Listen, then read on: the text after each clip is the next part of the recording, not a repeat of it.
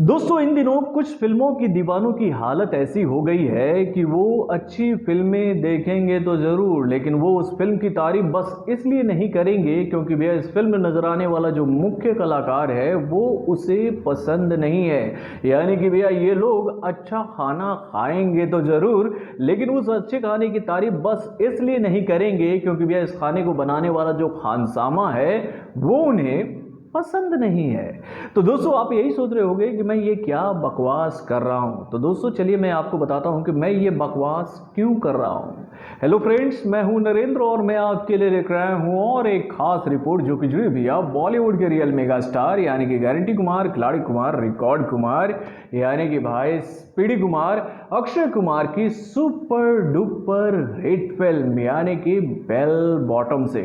तो दोस्तों आपको तो पता ही है कि कल बेल बॉटम को ऑल ओवर इंडिया में रिलीज किया जा चुका है, यानी कि जहां जहां सिनेमा घर खुल चुके हैं 50% ऑक्यूपेंसी के माध्यम से वहां पर इस फिल्म को रिलीज किया जा चुका है। यानी कि इस फिल्म को रिलीज हुए बॉक्स ऑफिस पर एक दिन हो चुके हैं और भाई इस फिल्म का पहले दिन का बॉक्स ऑफिस कलेक्शन भी हम लोगों के सामने आ गया है। और भाई इसी कलेक्शन को देखने के बाद कुछ लोगों की छाती जो है ना वो खुशी से चौड़ी हो गई है इस बात को लेकर कि भाई देखो देखो, जिस फिल्म को लेकर इतनी चर्चा हो रही थी कि भैया ये फिल्म जब सिनेमा घर में आएगी तो कई सारे रिकॉर्ड तोड़ देगी, तो भैया ऐसा हुआ क्या। यानी कि भैया वो ये दलील देते नजर आ रहे हैं कि भैया इस फिल्म को लेकर तो ये खबर हम लोगों के सामने आई थी और मैंने भी ये खबर आप लोगों को बताई थी कि भाई ये फिल्म पहले दिन हो सकता है कि 7 करोड़ के आसपास का बिजनेस करे। लेकिन भैया जब इस फिल्म का कलेक्शन आज हम लोगों के सामने आया तो भैया उसको देखने के बाद उन लोगों की बाँछें खिल गई जो कि भैया इस फिल्म को देखकर इस फिल्म की तारीफ तो करना चाहते हैं लेकिन दबी जुबान से ये बात नहीं कह सकते हैं, क्योंकि भैया अगर उन्होंने ऐसा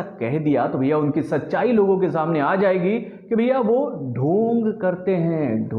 करते हैं किसी बड़े सुपरस्टार को सपोर्ट करने का। यानी कि भैया उनके दिल से भी ये आवाज निकली होगी जब उन्होंने इस फिल्म को देखा होगा कि भाई वाकई में अक्षय कुमार ने एक और बेहतरीन फिल्म दी है सिनेमा घर में, लेकिन वो अपनी आदत से मजबूर है कि भैया वो कैसे कहेंगे इस फिल्म के बारे में। यानी कि भैया उन्होंने अगर इस फिल्म की तारीफ कर दी तो भैया उनके जो फॉलोअर्स हैं वो अगर कहीं घट गए तो वो क्या करेंगे। तो भैया आप समझ ही गए मैं बात कर रहा हूं उन हेटर्स की जो कि अक्षय कुमार की फिल्में देखते तो जरूर हैं लेकिन उनकी अच्छाई के बारे में किसी के सामने नहीं बोल सकते, यानी कि उनकी अच्छी फिल्मों की तारीफ वो नहीं कर सकते हैं। उनकी मजबूरी आप और मैं तो अच्छी तरीके से जानते हैं। तो भैया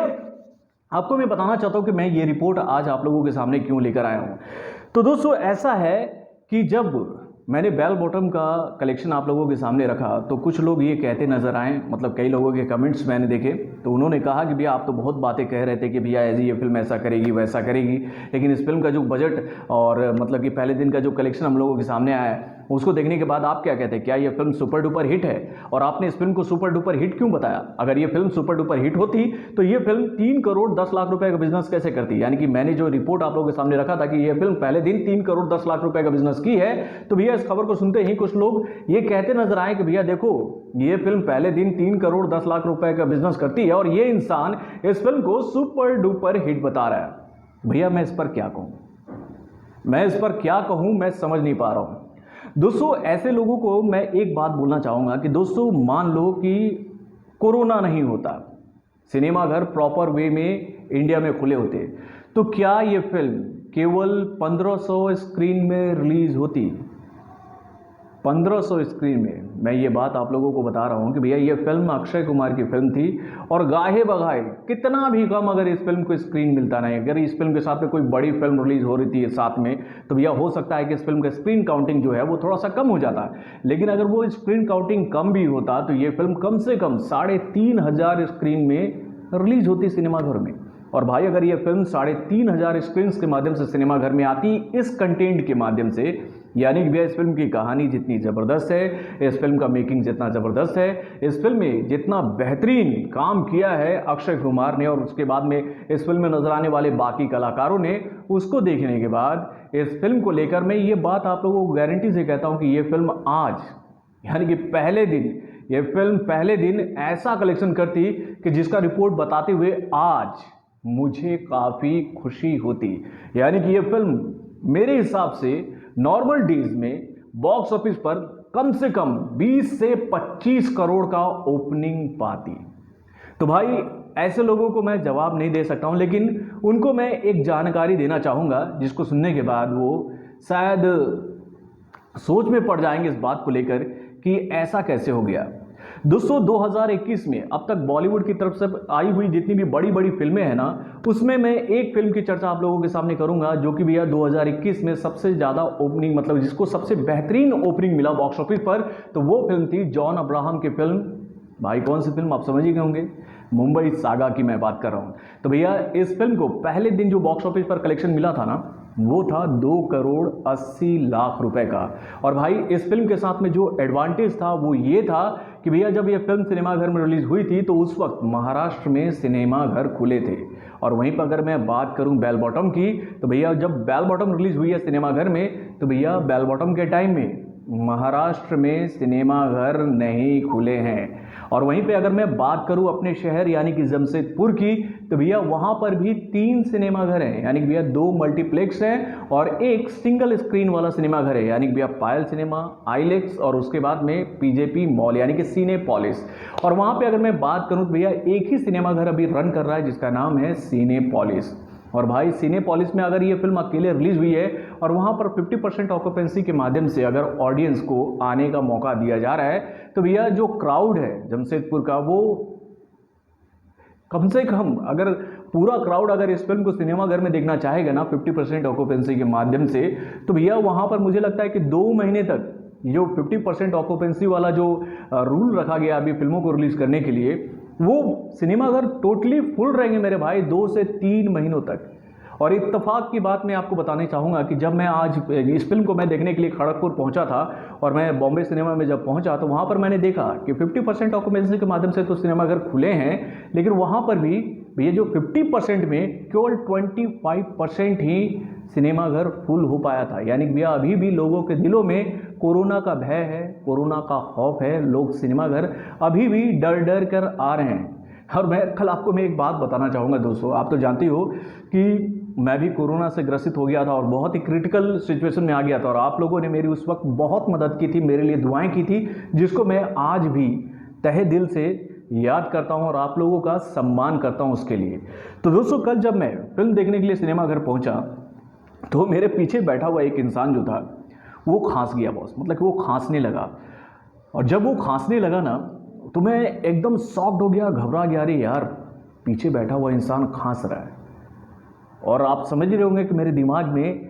क्या चल रहा होगा उस वक्त। मैं काफ़ी घबरा गया था। इवन मेरी वाइफ भी जब मेरे साथ में थी तो वो भी मतलब कि उसको देखकर घबराने लगी और मुझे वो देखकर बोलने लगी देखो पीछे वो खांस रहा है। तो भाई अभी भी मैं दूसरे लोगों की क्या बात करूं, मेरे दिल में भी कोरोना का खौफ है और मेरा ये जॉब है, मैं यही काम करता हूं, मैं रिव्यूज़ करता हूं, आप लोगों के लिए फिल्मों की खबरें लेकर आता हूं। तो मेरी मजबूरी है कि मैं जाऊं फिल्मों को देखूं और उसका रिव्यू आप लोगों के लिए करूं। तो भैया ऐसा है कि अगर कुछ लोग एक बेहतरीन फिल्म को बेहतरीन बोलने से कतरा रहे हैं तो ऐसे लोगों से मैं एक ही अपील करूंगा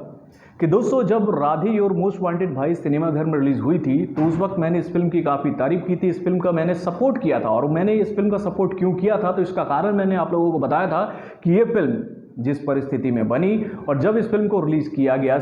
OTT प्लेटफॉर्म यानी कि G5 पर, तो उसको देखने के बाद मैंने इस बात के लिए इस फिल्म की तारीफ की कि भैया इन दिनों बॉलीवुड की हालत काफ़ी खस्ता हो चुकी है, यानी भैया वहाँ पर फिल्में नहीं बन पा रही हैं, कई सारे शोज़ के काम रुके पड़े हैं। जब तक ये फिल्में सिनेमाघर में रिलीज़ नहीं होगी तब तक प्रोड्यूसर्स को ये बूस्टअप नहीं मिलेगा कि वो आगे भी फिल्में बनाएं।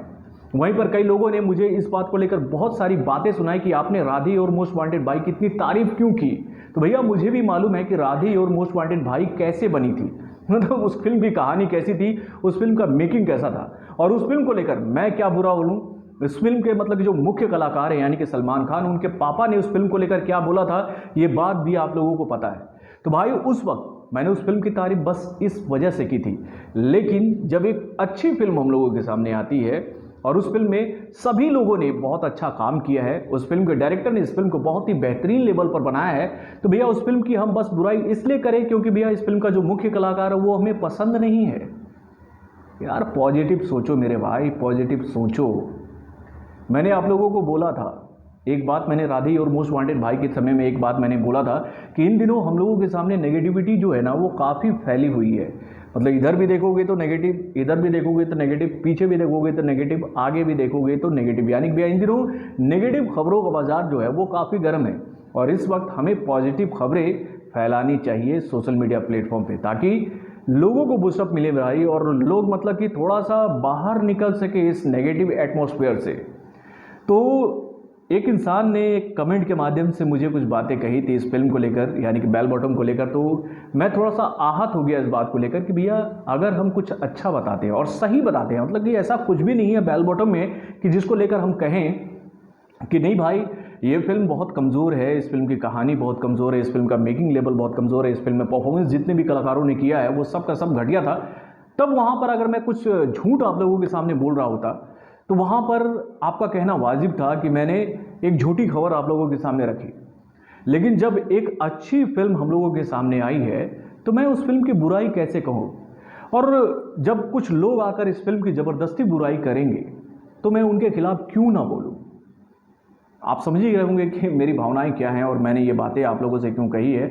तो दोस्तों नो डाउट ये फिल्म बहुत ही बेहतरीन है और अगर कुछ लोग इस फिल्म को लेकर कुछ नेगेटिव खबरें सुने और उसकी वजह से इस फिल्म को वो नहीं देखने जा रहे हैं तो उनसे मेरा ये अपील है कि भाई आप एक बेहतरीन फिल्म छोड़ रहे हो और अगर आप इस फिल्म को बाद में जब छोटे डिवाइस पर देखोगे तो आपको वहाँ पर बहुत ही मलाल होगा इस बात का कि इस फिल्म को हम सिनेमा घर में देखने क्यों नहीं गए। यानी कि भैया बहुत ही दम दिखाकर, बहुत ही खम दिखाकर, बहुत ही जज्बे और बहुत ही हिम्मत के साथ में अक्षय कुमार ने इस फिल्म को उस सिचुएशन में सिनेमा घर में रिलीज़ किया जहां पर अभी भी बॉलीवुड के बड़े बड़े कलाकार अपनी फिल्मों को सिनेमा घर में रिलीज़ करने से कतरा रहे हैं। यानी कि भैया हमें सम्मान करना चाहिए खिलाड़ी कुमार के इस जज्बे की कि उन्होंने ये हौसला तो दिखाया और उनके इस हौसले के बाद हो सकता है कि बॉलीवुड की बाकी फिल्में धीरे धीरे सिनेमाघरों में रिलीज़ हो। तो भाई यहाँ पर नेगेटिव खबरें मत फैलाओ, ये फिल्म वाकई में बहुत ही ज़बरदस्त है। तो बॉलीवुड से जुड़े और भी कई सारे खबरों को जानने के लिए हमारे चैनल वार्न जंक्शन को लाइक सब्सक्राइब करना ना भूलिएगा और हमारे अपडेट्स को जानने के लिए बेल आइकन को जरूर दबाइएगा।